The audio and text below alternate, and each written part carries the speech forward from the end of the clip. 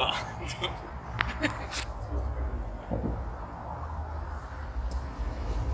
out of that, right, I'm only going to get this little ball of clay. So you got to take lots of dirt.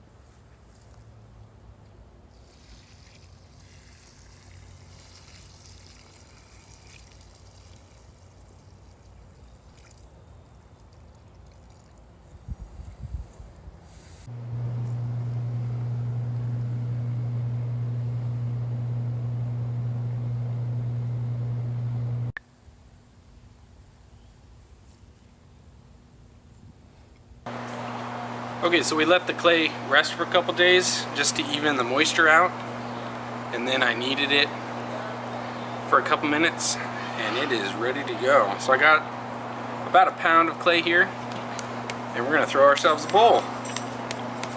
Now I've only used a kick wheel once in my entire life. I've thrown hundreds of bowls, but I've never used a kick wheel, so we'll see how this goes. I've got my bucket of water here. You can dip in real easy right next to my seat. We'll get this guy centered. We can get it whipping around fast enough.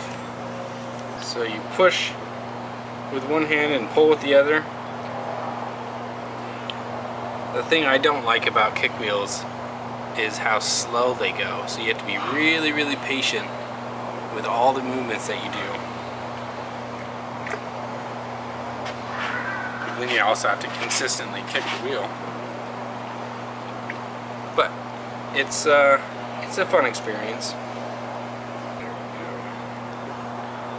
And the biggest mistake students make, not students, biggest mistake beginners make is when you're centering and you're all in and you're really tense and you're tight, and then you let go of the clay. It'll throw it off balance. You have to let go of it really, really slowly, and then I'll keep it centered. That's especially true on a kick wheel because the rotation's slower. So any movement, quick movement that you make is only going to affect a part of the pot instead of the whole thing concentrically. And I usually have the tendency to hold my breath when I'm throwing, which isn't good.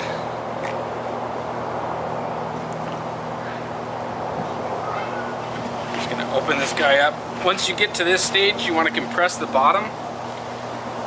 Open that bottom up and then run your finger from the center to the outside of it a couple times and really push that bottom into itself, and that'll give you a better chance that that bottom won't crack out while it's drying. And I always compress the bottom and compress the rim when you're making vessels like bowls and cups and things.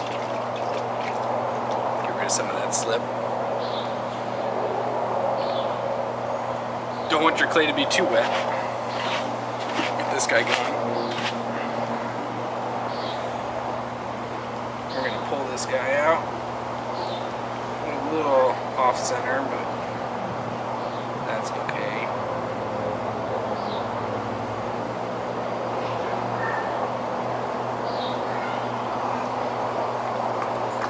See how I let it go there, and then there was a big wobble on that rim, so we're going to compress that rim back down, and then we'll do a couple more pulls to thin out the wall, and then we'll be done. We're going to grab this clay down at the base and push that in. And I'm pushing pretty evenly from outside and inside, keep them in that position locked, and drawing my hands up very slowly.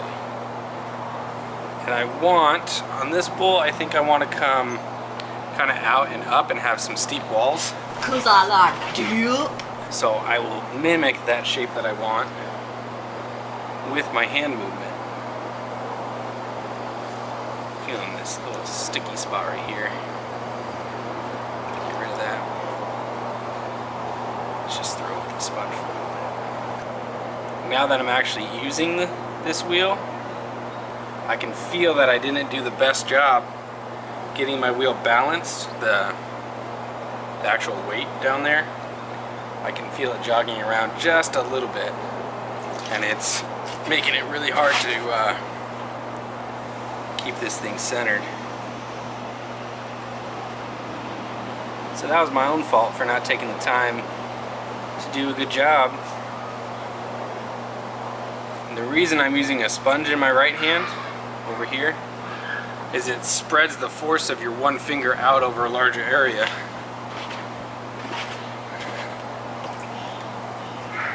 Gives it an easier finish.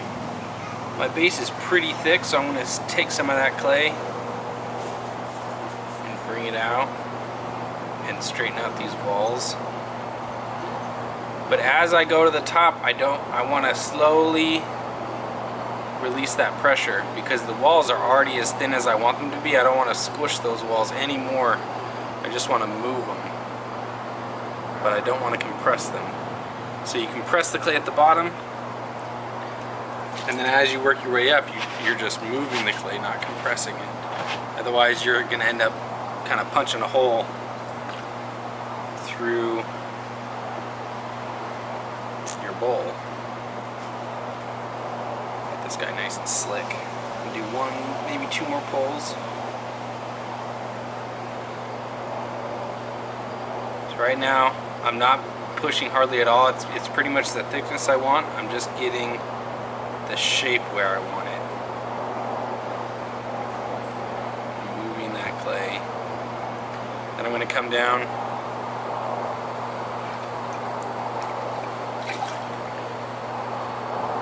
So to compress the rim, I like to pinch it on either side with my left hand, and then come over the top with just one finger and kind of cap it. Just hold that position and let the clay run through your fingers and press that rim back down. I'm leaving the base a little bit thicker so that I have the room, when this dries, I can flip it over and trim it and put a really nice heavy foot on it. Normally at this stage I would take a plastic or a wooden rib and I would scrape the inside and get it super smooth. Compress the bottom a little bit more, but I don't have a rib right now, so we're just going to use our fingers. And once this gets leather hard, we can touch up the surface on the inside. It's a little scratchy right now. Even if I use my fingers, there's not much I can do about that texture, but we can fix that up later as it dries and gets harder. There's so much more I want to do to it, but I don't have any tools except for a sponge and my hands. And that's all it takes. That's all you need. You don't even need a sponge, you just need your hands and you can make a pot. But it is easier to make a quality product if you have the proper tools on hand. Okay, we're gonna leave it like that. Come back to it in a little bit, flip it over and trim it. Shouldn't be too long, it's pretty hot out here. Well, that's all the time I have for today. Follow me on Instagram at Devin's Art Studio to see how those pots turned out. Thanks so much for watching this video and supporting me. Please subscribe and follow me on Patreon, Instagram, Facebook, all that good stuff. Catch you on the next one. Ciao for now, guys.